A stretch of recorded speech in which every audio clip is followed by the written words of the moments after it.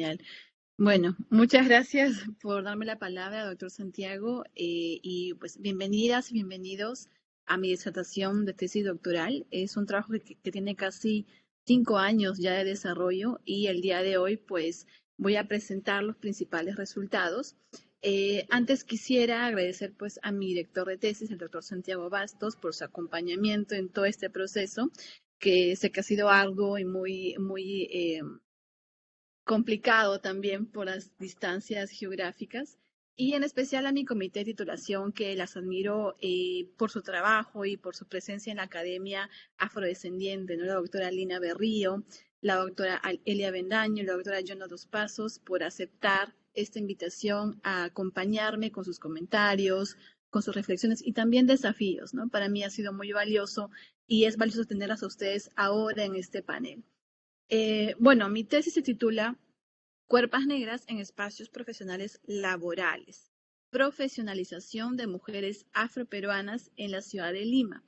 Y quisiera dar inicio a esta disertación compartiendo con ustedes la siguiente diapositiva, eh, que es la imagen de Juanita Breña, que representa para mí a aquellas mujeres afrodescendientes que se encuentran en espacios que históricamente han sido negados para nosotras. Ella, como la única y primera mujer registrada en la Lima colonial como torera o capera, ella me va a ayudar a introducirles a una tesis que busca rescatar las experiencias de mujeres afroperuanas que han buscado escribir su propia historia fuera de los parámetros normativos. Y como bien dice el proverbio contiguo, hasta que los leones tengan sus propios historiadores, las historias de cacería seguirán glorificando al cazador. Y en ese sentido les presento la siguiente diapositiva, el contenido que voy a compartir con ustedes, ¿no? Primero voy a intentar de forma muy concreta por el tiempo a plantear algunos puntos importantes en la contextualización sobre algunas categorías que me han guiado en el proceso analítico. Siguiendo, voy a presentar los objetivos de la tesis. Como tercer punto, presentaré la estrategia metodológica. Como cuarto punto, los resultados, que son las dinámicas raciales, sexistas y clasistas. Como quinto punto, la tesis final, ¿no? ¿Cuál es este aporte que estoy brindando en este documento? Y finalmente les compartiré unas reflexiones finales. Siguiente, por favor.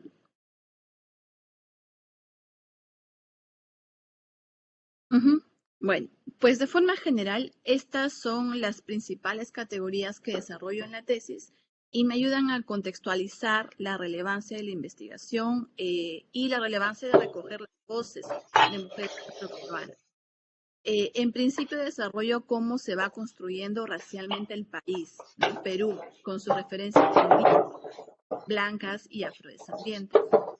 También detallo las particularidades de la ciudad de Lima, ¿no? Como una capital que segmenta y lee los cuerpos desde la racialidad, desde el sexo y la clase. También trabajo con las teorías que resaltan la pigmentocracia y la segmentación laboral, que en el caso particular peruano han estado enfocadas en la dualidad entre lo andino, lo blanco, y por ello lo afrodescendiente se vuelve un poco más complejo de identificar. También recupero el marco educativo peruano, sobre todo el universitario, en relación a las prácticas de privatización de la educación en el país. Y también hago un recorrido por la presencia de mujeres afroperuanas desde la historia, con sus ubicaciones económicas y sociales, hasta la relación con la tendencia más contemporánea, ¿no? Cómo se van conectando a través de los testimonios. Y pues todos estos elementos me iban a plantear la siguiente diapositiva, que pues son los objetivos que he trabajado en esta investigación, ¿no? Mi investigación busca recoger el camino educativo y profesional de las mujeres afroperuanas, ya que según la estadística peruana, solo el 5% de mujeres afroperuanas se profesionalizan en el país. Esto en el censo del 2017, ¿no? La gran mayoría se ubican en las ocupaciones elementales de servicio, cuidado y comercio. Por ello es que me importaba reconocer a aquellas mujeres que estábamos en espacios profesionales, porque esas experiencias también se tienen que contar. Son experiencias que no son comúnmente escuchadas y mucho menos reconocidas. Por ello, dentro de los objetivos específicos también resalto la necesidad de identificar el acceso a la educación, las dinámicas que se construyen en el ejercicio profesional y aquellos desafíos a los que nos enfrentamos al ser las únicas o de las pocas en esos espacios. Siguiente, por favor. Y pues para ello voy a comentar brevemente cuál fue la estrategia metodológica, ¿no? Como todos sabemos, este proceso se vio atravesado por una pandemia que hizo replantear algunas propuestas iniciales. Básicamente mis tres elementos principales son las entrevistas, por un lado, dirigidas a 17 mujeres afroperuanas profesionales que se autoidentifican como afrodescendientes, sin límite de edad, es muy variado, y que ejercen su profesión, no solamente que la estudiaron, sino que la están ejerciendo laboralmente. El segundo elemento es la autoetnografía, que parte de mi experiencia y memorias personales también como profesional, mi punto de vista, ¿no? Mis reflexiones. Y como tercer elemento está la etnografía en espacios afrocentrados de Lima, que pues tuve la oportunidad de justo antes de la pandemia, poder involucrarme en estos espacios.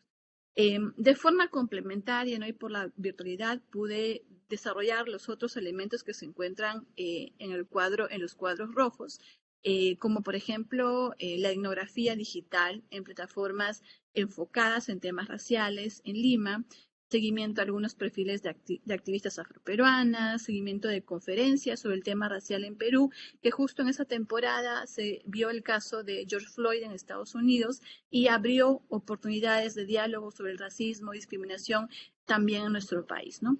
También tuve algunas reuniones virtuales con activistas afroperuanas, el acompañamiento virtual, los primeros talleres de cuerpas negras que realicé antes de la pandemia en el precampo, que también me dieron algunos elementos para el análisis, ¿no? Y pues todas estas herramientas las pude conectar entre ellas y me permitieron hacer un tipo de estrategia más artística para la tesis. Siguiente, por favor. Aquí les presento un resumen, así muy breve, de los perfiles de las compañeras afroperuanas que me acompañaron. Como ven, las edades son muy variadas, ¿no? La menor tenía 25 años, la más adulta 55 años, todas de diferentes profesiones. Los años de estudio también son distintos, como pueden ver entre paréntesis. Algunas tienen experiencias profesionales que van desde el 82, por ejemplo, o los 90, que fue en pleno conflicto armado peruano, y otras compañeras tienen experiencias laborales desde el 2017, 2018, que fue un contexto social mucho más abierto a las diferentes identidades y el movimiento también afrodescendiente regional. Siguiente, por favor.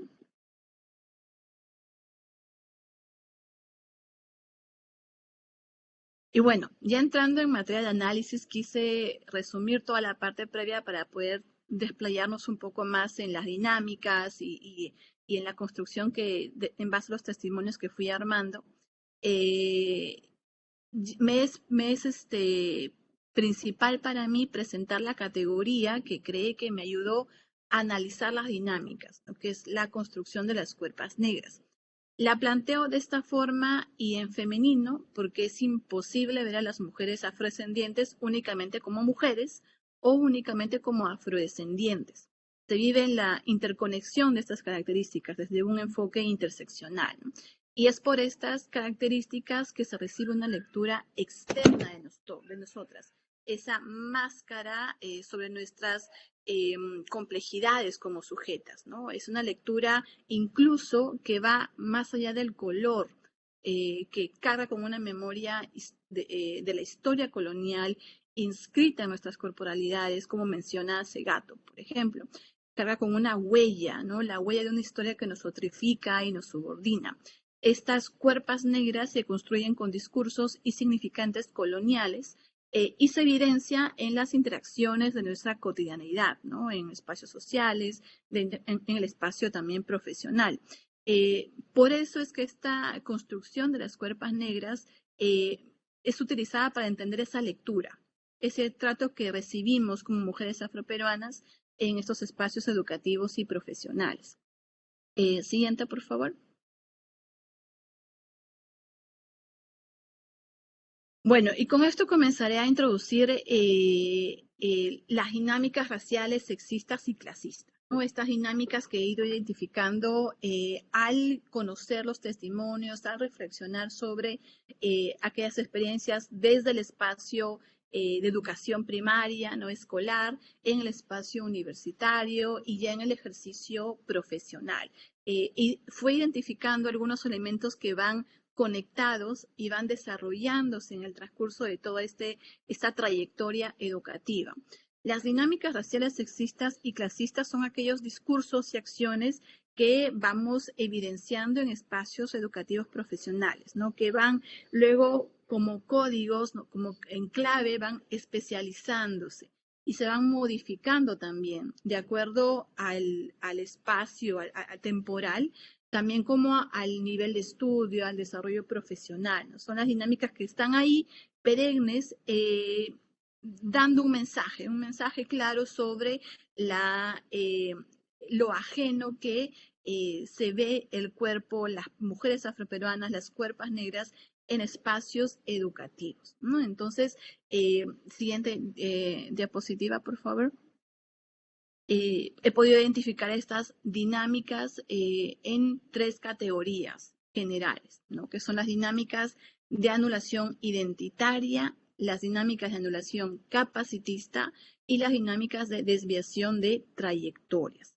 Las dinámicas de anulación identitaria son aquellas dinámicas que cuestionan el ser, ¿no? El ser, mi identidad, el ser como sujeta independiente, ¿no? Son aquellas que van a referirse a estereotipos sobre mi forma de ser, a mi nombre, a mis características físicas, con aquellas que he nacido, ¿no? Son aquellas que van cuestionándonos nuestra propia individualidad. Las dinámicas, por su lado, dinámicas de anulación capacitista son aquellas que cuestionan el hacer, el para qué somos buenas, ¿no? Aquí se refiere mucho a aquellas habilidades que suponen innatas, ¿no? Como estereotipos capacitistas, ¿no? La danza, la comida, el deporte, ¿no? Nos cuestionan el para qué somos buenas de forma innata, esas habilidades. Y las terceras dinámicas de desviación de trayectorias que más se refuerzan en el espacio, en cuanto más se va ascendiendo a nivel educativo y profesional, ¿no? Que estas refuerzan el qué podríamos ser, ¿no? Cuestionan el qué podríamos ser y hacer en un espacio profesional. Nos cuestionan subalternizando las corporalidades de las mujeres afroperuanas, ¿no? Haciéndonos cuestionar si el camino educativo que hemos elegido, el camino profesional que hemos elegido es el adecuado para nosotras, o si en realidad no pertenecemos y es más fácil y es mejor para nuestra salud mental salir de esos espacios. Son dinámicas que nos hacen cuestionar esta decisión de continuar, de pertenecer en espacios profesionales. Siguiente, por favor.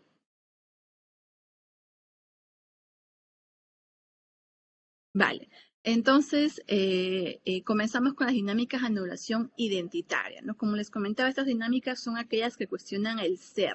Y aquí trabajo, bueno, en realidad en toda tesis trabajo mucho con Fanon, con Angela Davis, con Viveros, ¿no? Hill, que me ayudan a conectar algunos elementos teóricos que ya estaban planteados y que fortalecen la propuesta de ese tipo de dinámicas. Estas dinámicas las divido en 3 elementos. El primero son las estereotipos actitudinales.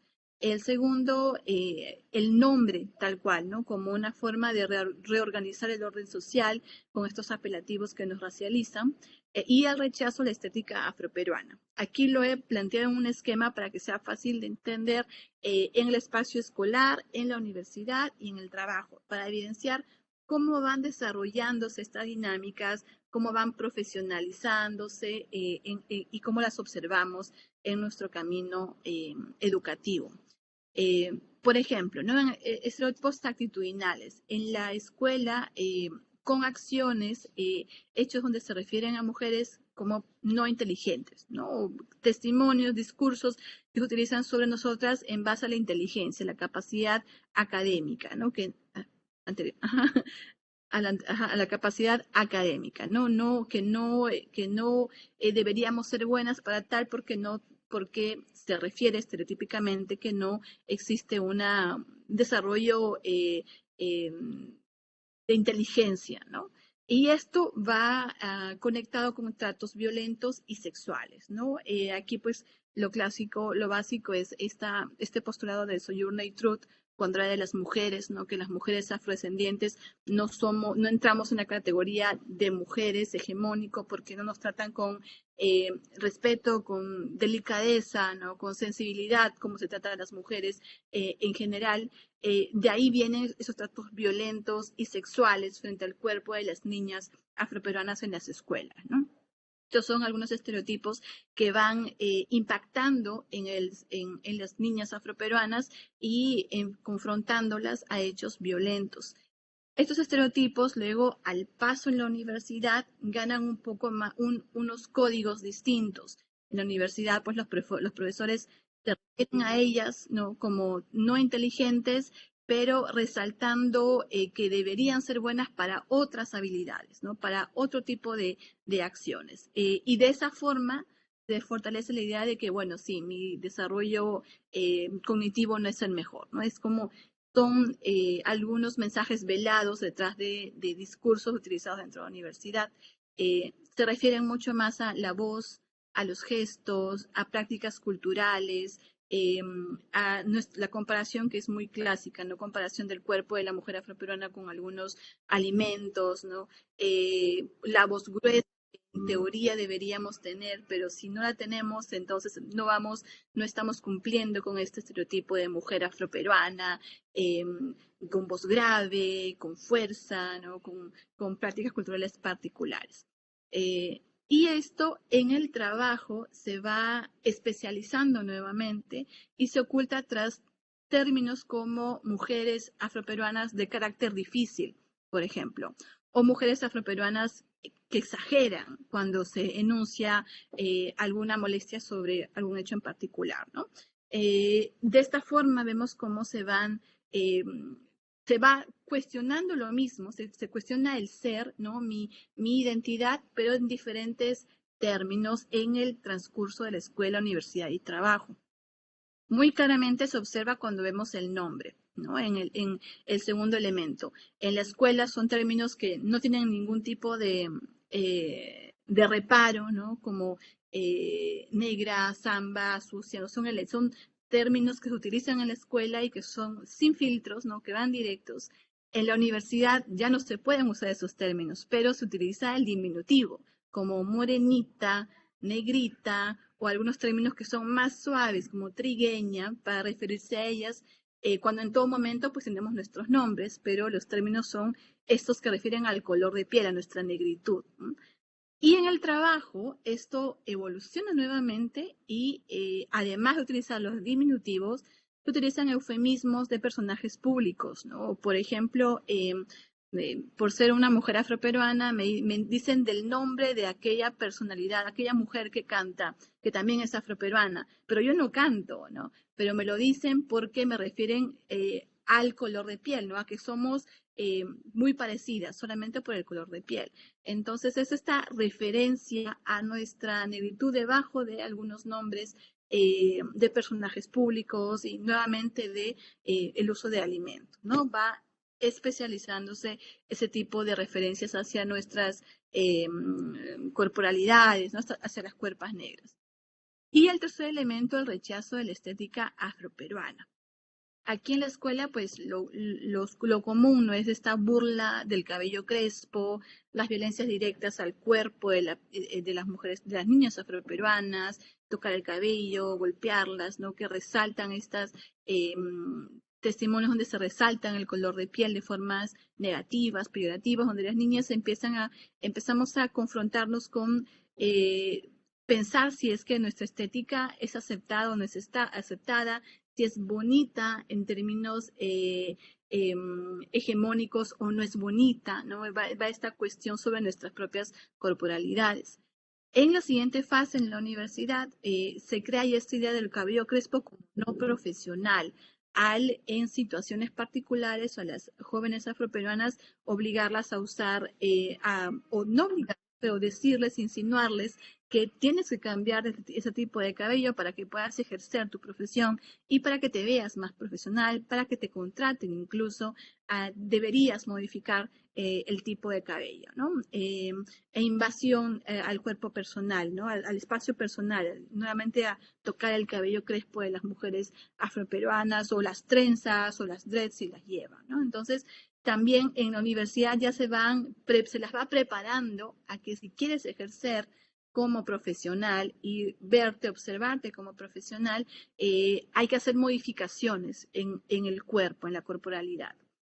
En el trabajo, estos elementos van ganando un poco más de exigencia, ¿no? Ya se va exigiendo a las mujeres afroperuanas a modificar los cabellos, por ejemplo, ¿no?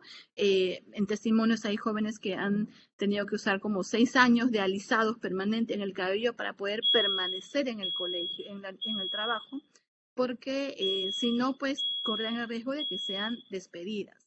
Entonces, esta exigencia de modificar el cabello, incluso de prohibirles una forma particular de vestimenta por ser mujeres afroperuanas, ¿no? En testimonios también se muestra cómo se les prohíbe explícitamente ellas usar un tipo particular de color en la vestimenta, en el pantalón, en la vestimenta en general, ¿no? Entonces aquí se puede ver cómo se va construyendo poco a poco este rechazo a la corporalidad de la mujer afroperuana, ¿no? Al cabello crespo, a mi color de piel, e incluso en testimonios a usar determinado maquillaje para que la piel se vea más clara y puedas continuar en tal cargo dentro de la institución profesional. En general, todos estos elementos van construyendo, ¿no?, que las mujeres afroperuanas cuestionemos si nuestra identidad, si nuestro físico es aceptado o no es aceptado en un espacio educativo, ¿no? Desde la escuela nos cuestionamos si somos aceptadas o no tal cual, o si tenemos que modificar nuestra propia corporalidad para ser aceptadas. Y bueno, en la parte baja pueden ver algunos testimonios de las mujeres afroperuanas en este proceso, ¿no? Aquí, bueno, sí, solamente quería acotar que aquí pues se trabaja mucho con este postulado, ¿no?, de Fanon, donde habla sobre la tendencia de universalizar esta negritud, ¿no? Se nos busca colocar en esta cajita cerrada de cómo deberíamos ser si queremos ser en un espacio particular, ¿no? Esta exigencia de modificación de nuestras corporalidades. Siguiente, ahora sí.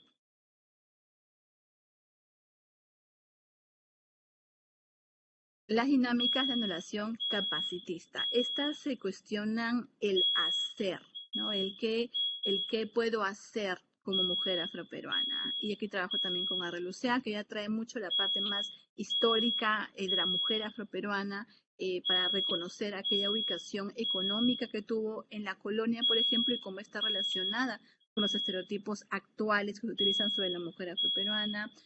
Hill también sobre la sexualización de la raza, con Angela Davis nuevamente y con Kimberly Crenshaw. Y aquí traigo dos elementos particulares, ¿no? Los estereotipos capacitistas y la explotación laboral y la representación del rol del servicio y cuidado de las mujeres afroperuanas. Igual, ¿no? Desde la parte de la escuela, la universidad y el trabajo. En la escuela se resaltan estas habilidades innatas como la danza y el deporte. Incluso se condiciona cierta calificación si es que uno va a danzar o va a hacer algún tipo de deporte en representación de la escuela, ¿no? Por docentes. Estas prácticas van construyendo en las jóvenes afroperuanas, en las niñas afroperuanas, a entender que pues sí, sí, me dicen constantemente que la danza es una actividad que para la que debo ser buena porque mi mamá lo fue, porque mi abuela lo fue, entonces tal vez yo debería hacerlo, ¿no? Yo debería continuar con esto porque sé que me va a ir bien.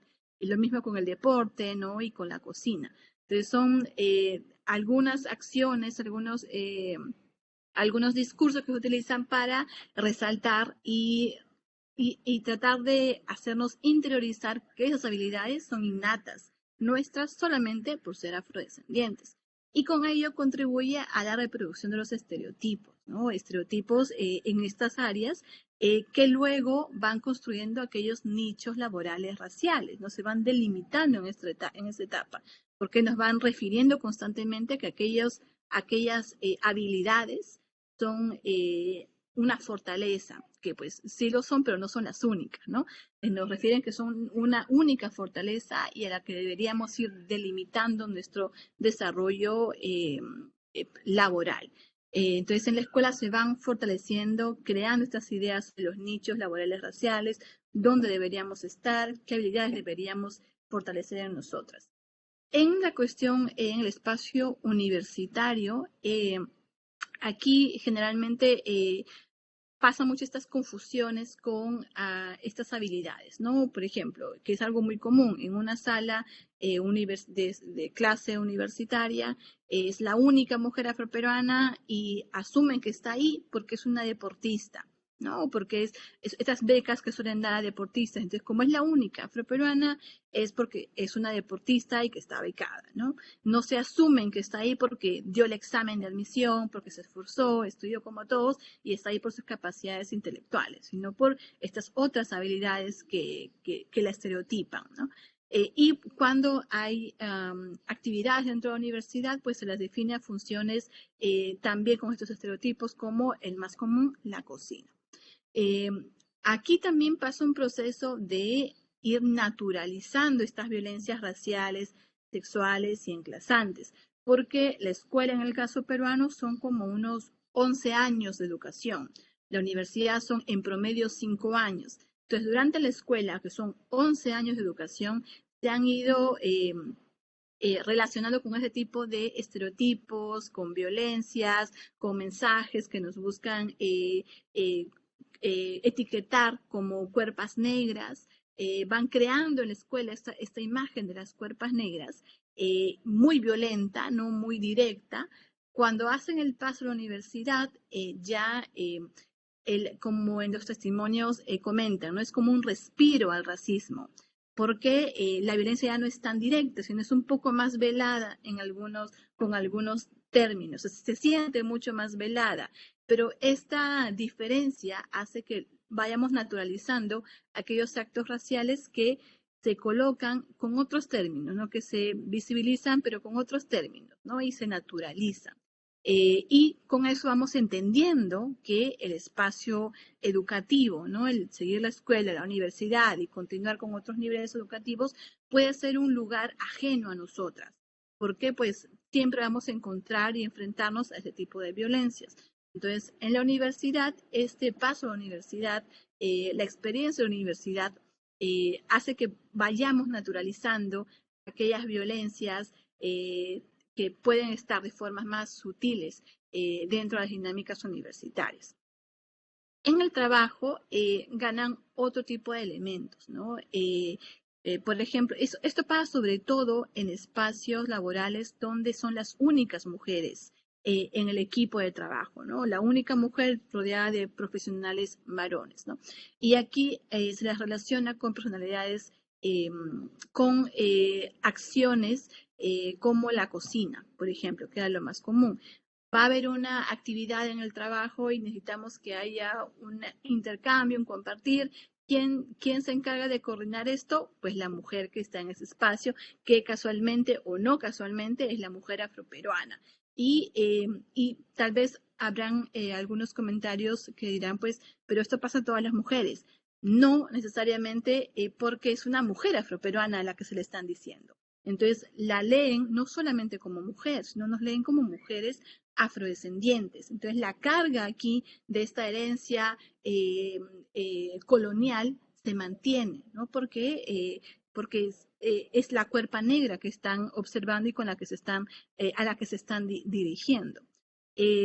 Además, ¿no? Con el elemento de la explotación laboral, relaciones con el rol de servicio y cuidado, se le añaden funciones relacionadas a ello, ¿no? En especial esto se comenta más con la profesión de policías, por ejemplo, ¿no? Que todas deberían tener el mismo rol, pero por ser la única mujer, bueno, vas a coser los libros, tú vas a cocinar para todos, porque eres la única mujer. Entonces son estas funciones casualmente o no casualmente están relacionadas con el cuidado, con el servicio, con la cocina, ¿no? Que tienen esta base de herencia colonial.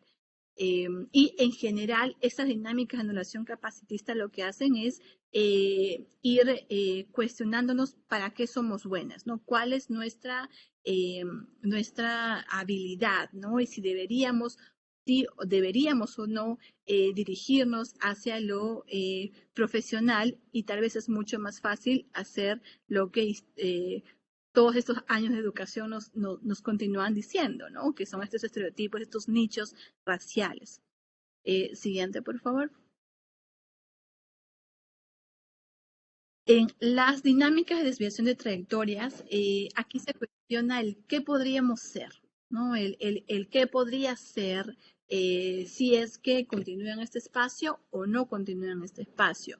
Y resalto dos elementos. El primero, que es la subalternización de las cuerpas de las mujeres afroperuanas profesionales, que pues en el espacio, como hemos observado, ¿no? En el espacio escolar se van normalizando las violencias raciales. En el espacio universitario se fortalecen los nichos laborales afroperuanos con estos estereotipos hacia mujeres afroperuanas. Y en el trabajo, lo que va a ir sucediendo es que, por un lado, existe una confusión con otras funciones, cargos u ocupaciones solo con observarlas, ¿no? El testimonio de que al ser la única mujer afroperuana en una oficina, ¿no? De profesionales, y al observarla no se asume en primer momento que ella también es profesional, que ella también tiene un cargo alto, sino que se asume inmediatamente una posición de subordinación de esta mujer afroperuana. Esta es la lectura que tienen de la cuerpa negra cuando la observan en un primer momento en un espacio profesional. Esto hace que como mujeres profesionales luego necesitemos desarrollar estrategias para defendernos, para presentarnos, para que nos observen con dignidad en estos espacios profesionales, ¿no? Que es, por ejemplo, el uso de la credencial profesional. ¿No? Al ir a un espacio, llevar conmigo siempre mi credencial profesional, porque sé que voy a estar expuesta a aquellos tratos que me van a inferiorizar, que no me van a ver como profesional. Y con ello también a la dinámica de enunciar mi profesión para ser tratada con respeto, ¿no? Aquí un paréntesis, en alguna situación en México mismo con un compañero, yo le decía, pues a mí me tienen que decir como Magíster Angie Campos, y él me decía, un hombre blanco, me decía, no, a mí que me digan por mi nombre, para mí no hay problema los títulos. Yo digo, bueno, es que es la diferencia, ¿no?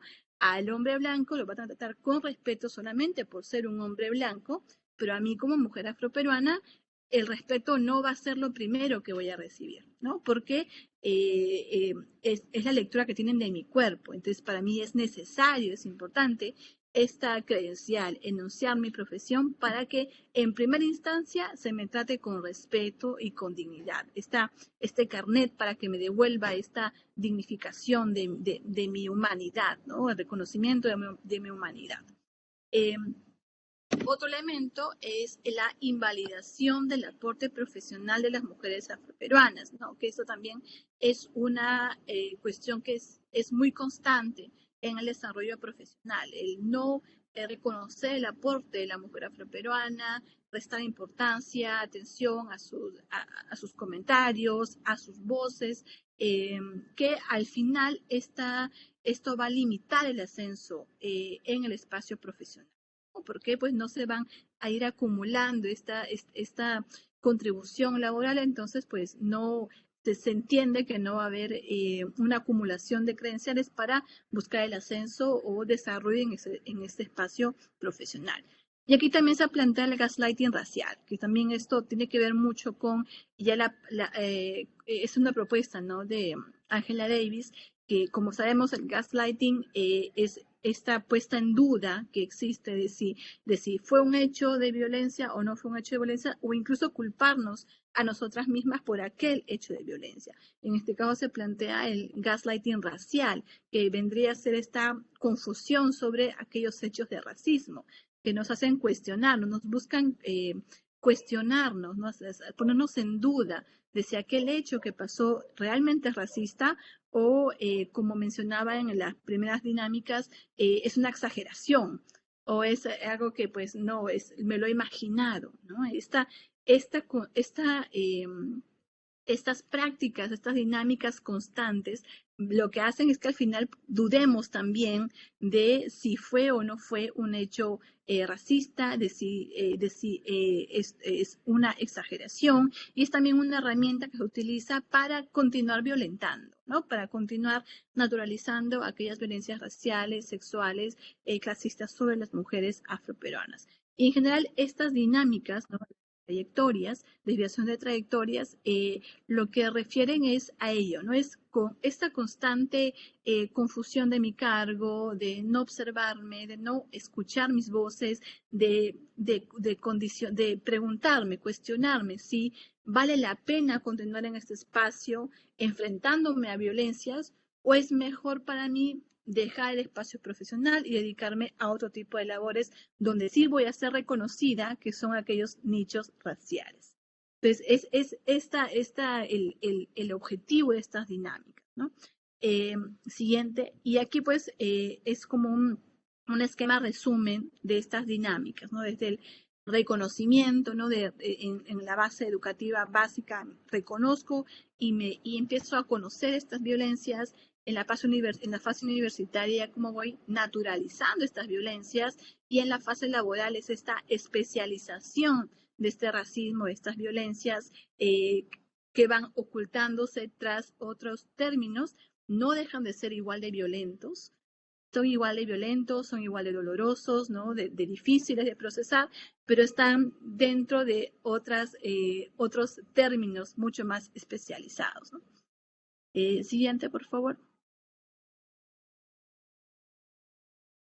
Y bueno, aquí comparto algunos testimonios, porque por el tiempo no pude compartir los testimonios de las compañeras afroperuanas, pero esto es como un resumen desde el espacio escolar, ¿no? Como se comentan que no hay gratos recuerdos del colegio, porque pues fue muy cruel, ¿no? La experiencia ha sido muy cruel, tanto por estudiantes como por profesores.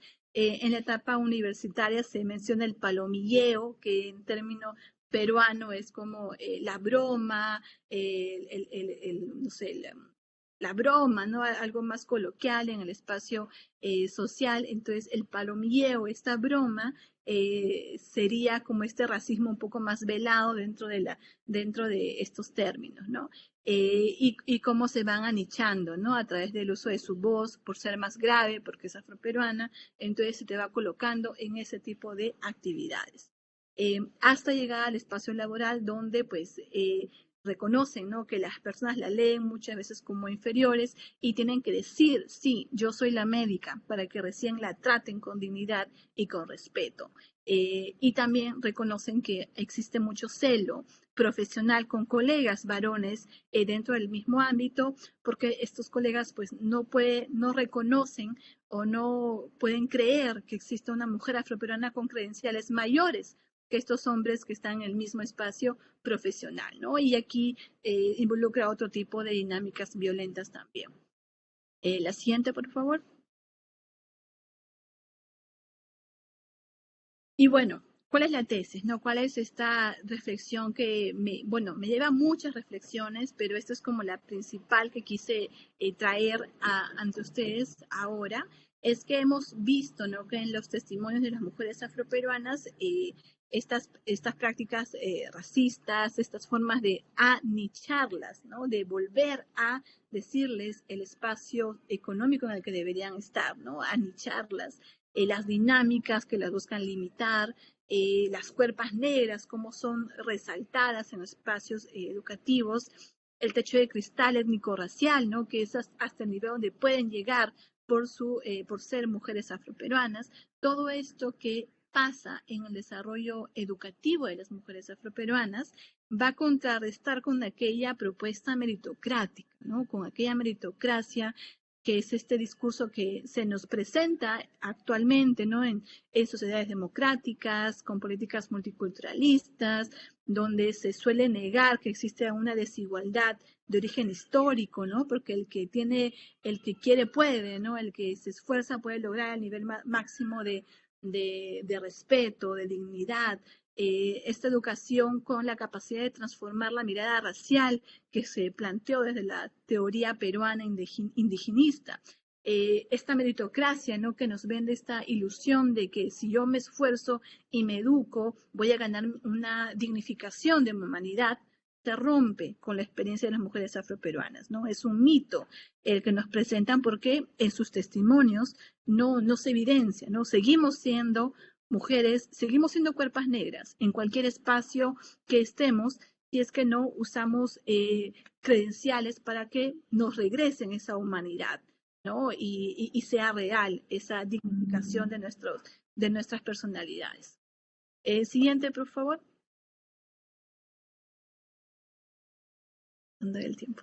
Y bueno, esto es un bonus track de la tesis porque es algo que vimos la necesidad de también reforzarlo. Yo creo que vale la pena continuar trabajando con mucho más foco también en este aspecto que son las interpelaciones de las mujeres profesionales afroperuanas en este espacio laboral, ¿no? ¿Por qué interpelan las mujeres afroperuanas, ¿no? Incluso el solo hecho de estar en un espacio profesional con todos estos elementos violentos que he comentado, ¿no? El permanecer como mujeres afroperuanas en un espacio profesional ya está interpelando ese orden social que una estructura capitalista neoliberal busca, ¿no? Ya está interpelando, ya está cuestionando, porque estamos descolocando ese orden, estamos colocándonos nosotras en espacios donde constantemente nos dicen que no debemos estar, que no somos buenas para ello, ¿no? Que no tenemos voz en esos espacios. Al mantenernos, estamos cuestionando este sistema, estamos diciendo, sí podemos estar, ¿no? Sí queremos estar y queremos seguir desarrollándonos. Entonces, aquí vamos descolocando este sistema de ordenamiento económico, social en nuestro país, además de redefinir lo que es ser profesional, lo que es ser mujeres afroperuanas. Estamos construyendo una nueva imagen de las mujeres afroperuanas como profesionales también, para que esto en algún momento deje de ser una excepción y sea parte de la regla, ¿no? El espacio profesional como una posibilidad entre muchas, no algo que salga de nosotros, ¿no? Que nos descoloque. Entonces, nos coloco como disruptoras en este sistema de ordenamiento social, económico y político. Y siguiente.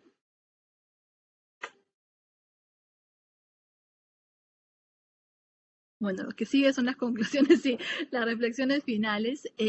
Ya muy resumidamente, porque ya sé que me pasé el tiempo, algunos elementos, ¿no? Como el rol de la educación en la presencia afroperuana en Lima, ¿no? Cómo la educación fue utilizada por nosotras como familias afroperuanas como un estandarte colectivo, comunitario, más allá que individual, ¿no? El que una mujer afroperuana se gradúe, estudie, se ubique en determinado espacio, es un logro no solamente para ella como individual, sino para todo el colectivo de mujeres afroperuanas, afrodescendientes. Entonces, el rol de la educación es un rol, es esta promesa, ¿no? De la dignificación de nosotras como mujeres afrodescendientes.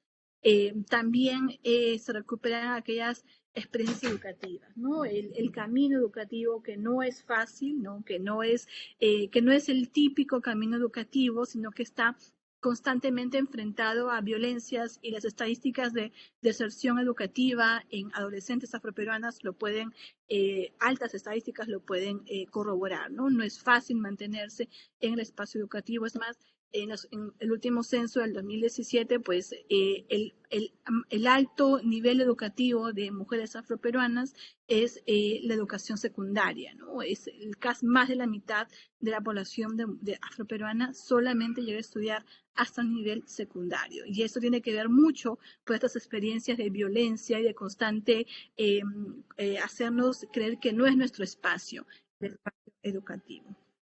También la especialización del racismo, ¿no? Cómo este se vuelve mucho más especializado en base al tiempo, ¿no? Al contexto, al país, en base a los movimientos. Actualmente hay mucho movimiento afrodescendiente activo en redes sociales, demandando a nivel también político, pero eso no hace que el racismo deje de existir. Al contrario, va ocultándose también en algunos términos en un contexto multiculturalista. Las dinámicas racistas, sexistas y clasistas en el espacio profesional laboral que he presentado, pues estas nos permiten desvelar aquello que está ahí, que se encuentra violentándonos, pero que es difícil hablarlas, es difícil enunciarlas, y mucho más es difícil que se vea como alguna situación racista, ¿no? Es mucho más difícil identificarlas como racistas por todos los códigos que manejan estas dinámicas. Y por último, las interpelaciones, ¿no? Que como comento, pues es un espacio en el que las mujeres afroperuanas continuamos, ¿no? Y bueno, en los testimonios hay muchos que hablan sobre esta forma de interpelar, ¿no? De cuestionar por qué me dan tal rol, ¿acaso únicamente por ser una mujer afroperuana? Esta forma de ir cuestionando, ¿no? Cuestionando el sistema de ordenamiento. Y bueno, siguiente, y ya con eso culminamos, ¿no? Es un extracto de Fanon, ¿no? Que es una lectura que me gusta mucho y la he utilizado también en el desarrollo de la tesis, que básicamente estamos exigiendo al otro un comportamiento humano, ¿no? Es nuestra dignificación, ¿no? Es nuestra humanidad como seres independientes, ¿no? Con nombres, apellidos, con propias historias, con propias trayectorias, que para eso pues es lo mínimo que se busca, ¿no? El respeto, ¿no? El comportamiento humano frente a nosotras como mujeres afroperuanas. Y bueno, por aquí voy concluyendo y ya luego tendré paso para poder comentar un poquito más. Gracias.